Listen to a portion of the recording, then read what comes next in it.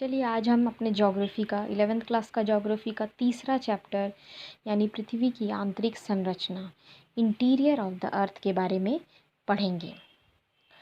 जब भी कभी हमारे दिमाग में क्वेश्चन उमड़ता है तो सबसे पहले हम लोग यही सोचते हैं कि हम लोग पृथ्वी के ऊपर रहते हैं या पृथ्वी के अंदर रहते हैं। बहुत सारे बच्चों में अभी भी ये कन्फ्यूजन बना रहता है।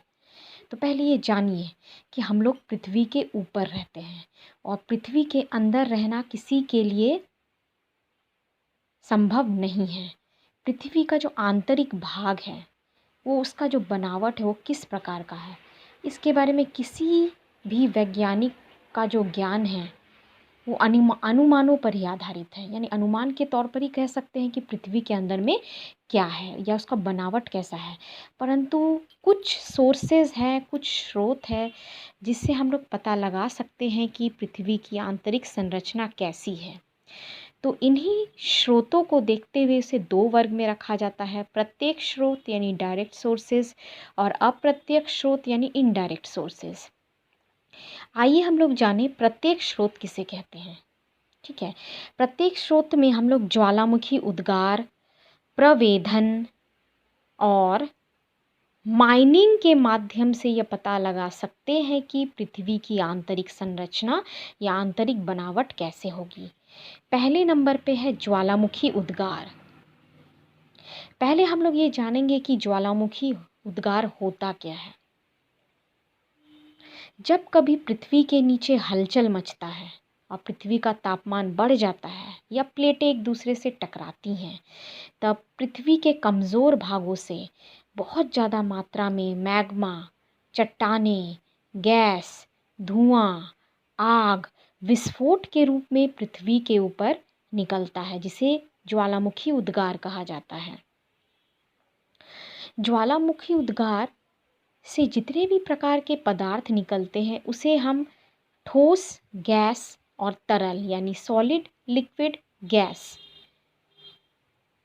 तीनों ही प्रकार के पदार्थ निकलता है, जिससे हम यह आराम से अंदाज़ा निकाल सकते हैं कि पृथ्वी की आंतरिक संरचना कैसे है।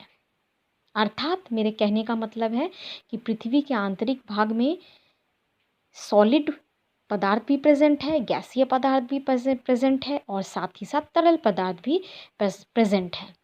जब उद्गार होता है उस समय जो लावा निकलता है, वो लावा का रूप क्या होता है, वो आपका तारकोल जैसा रहता है। जैसे रोड को बनाते समय काला रंग का तारकोल को बिछाया जाता है, रोड का निर्माण किया जाता है, पक्की सड़क का निर्माण किया जाता है, ठीक उसी तरह से लावा का कलर भी ब्लैक होता है और ना वो पूरी तरह से सॉलिड होता है ना पूरी तरह से तरल होता है, वो बीच का मध्यम स्थिति में रहता है। तो जब ये पदार्थ निकलता है तो हमें ये पता चल जाता है कि पृथ्वी का जो आंतरिक भाग है कहीं ना कहीं जो पदार्थ है वो किस अवस्था में है।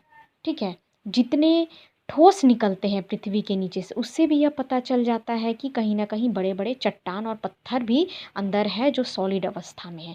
और बहुत सारे गैस निकलते हैं जैसे कि sulphur dioxide, ammonium oxide, carbon dioxide आदि निकलता है, जिससे ये पता चलता है कि गैसीय पदार्थ भी पृथ्वी के नीचे है। यानी कि ज्वालामुखी उद्गार के माध्यम से हम लोग ये आराम से पता लगा सकते हैं कि पृथ्वी का आंतरिक बनावट कैसा है।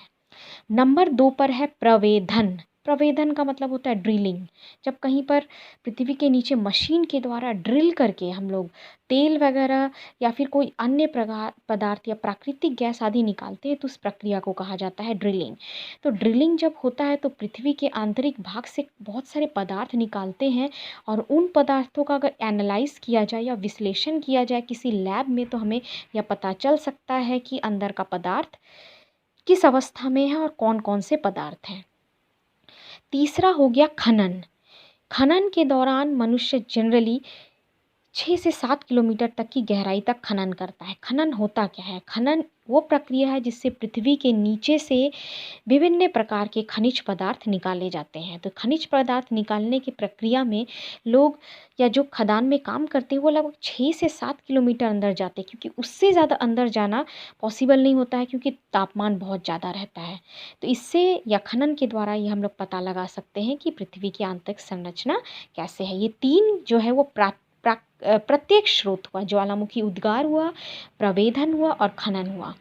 अब आगे हम लोग बढ़ेंगे अप्रत्यक्ष स्रोत की ओर यानी इनडायरेक्ट सोर्स। इनडायरेक्टली हम लोग कैसे पता करेंगे? इनडायरेक्टली हम लोग कैसा पता कर सकते हैं? पहले हम लोग तापमान के द्वारा पता कर सकते हैं कि आंतरिक बनावट कैसे होगी। हम लोग सबको ये जानते हैं कि जितना हम पृथ्वी के आंतरिक भाग में जाते जाएंगे तापमान बढ़ता जाएगा। ये कैसे पता चलता है? खनन के द्वारा पता चलता है। खनन में जब लोग एकदम अंदर की ओर जाते हैं तो तापमान बहुत बढ़ने लगता है। ठीक है, तो इसी से ये पता लगाया गया कि 32 किलोमीटर की गहराई पर 1 डिग्री सेल्सियस तापमान जो है वो बढ़ता है, यानी प्रत्येक 32 किलोमीटर पे 1 डिग्री सेल्सियस तापमान या टेम्परेचर बढ़ता है। किंतु एक ऐसा गहराई भी है जिससे आगे तापमान का बढ़ना कुछ अलग तरीके से होता है। यहाँ पर जितनी भी चट्टानें हैं या खनिज हैं जो एकदम आंतरिक भाग में पाए जाते हैं, वो ज़रूरी नहीं है कि वो तरल अवस्था में होंगे। मेरे कहने का मतलब है कि अगर तापमान 32 किलोमीटर पे 1 डिग्री सेल्सियस बढ़ता है तो एकदम नीचे यानी 2029 किलोमीटर से अधिक गहराई पर जाएंगे तो या इसका मतलब कोई भी पदार्थ जो होगा वो तरल अवस्था में होगा, लेकिन ऐसा नहीं है। ऐसा क्यों नहीं है? क्योंकि पृथ्वी के आंतरिक भागों में तापमान इतना ज़्यादा है कि वहाँ पे रहने वाले पदार्थ जो है उनका जो गलनांक बिंदु होता है या मेल्टिंग पॉइंट होता है वो बहुत हाई हो जाता है, ऊंचा हो जाता है। और मेल्टिंग पॉइंट अगर कुछ वस्तु का हाई रहता है तो उसको उस जगह के तापमान से और अधिक तापमान की आवश्यकता होती है तरल पदार्थ में बदलने के लिए। इसीलिए पृथ्वी का जो आंतरिक भाग का चट्टान है वो तरल अवस्था में पूरी तरीके से नहीं है। वो लचीलापन लिया हुआ है और प्लास्टिक अवस्था में है, ना तो सॉलिड ना तो लिक्विड। नेक्स्ट है आपका दबाव। वैज्ञानिकों का मत है कि पृथ्वी के आंतरिक भागों में घनत्व, तापमान और दबाव तीनों ही अधिक है। डेंसिटी भी अधिक है, तापमान भी अधिक है, दबाव भी अधिक है। दबाव क्यों अधिक है? कि ऊपर का वस्तु जब नीचे के वस्तु में दबाव डालता है तो ऑब्वियस बात है कि नीचे का वस्तु का दाब या घनत्व ज़्यादा होगा। ऊपर की परतें नीचे के परतों पर दबाव डालती है और इसी कारण पृथ्वी का केंद्र का घनत्व कितना है? 11 से 12।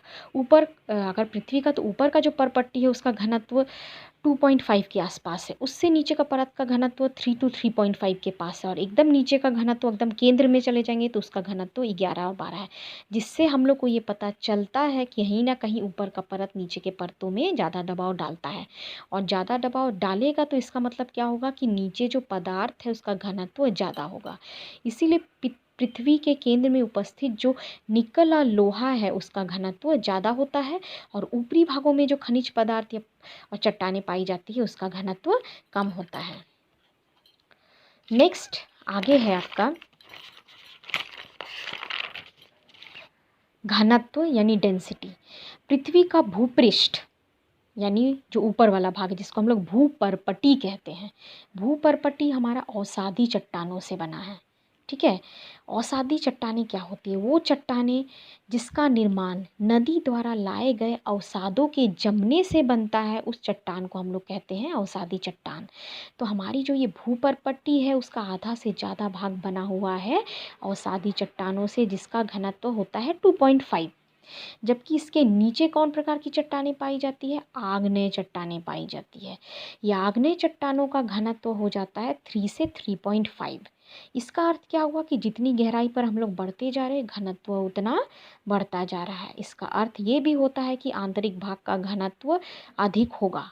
तो इससे ये निष्कर्ष निकलता है कि पृथ्वी के केंद्र में भारी पदार्थों से बना हुआ है।